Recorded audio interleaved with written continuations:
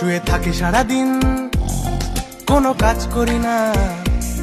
কাজ যেরকমই হোক আমি বলি পারি না।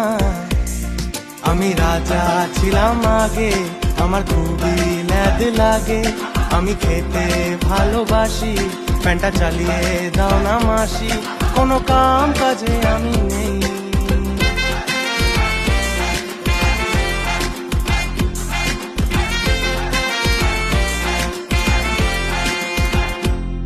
মোবাইল ঘাটি সারাদিন, পড়াশোনা করি না।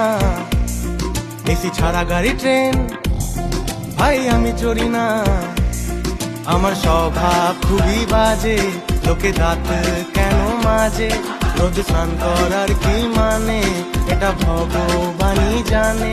সারাদিন শুয়ে থাকি ভাই।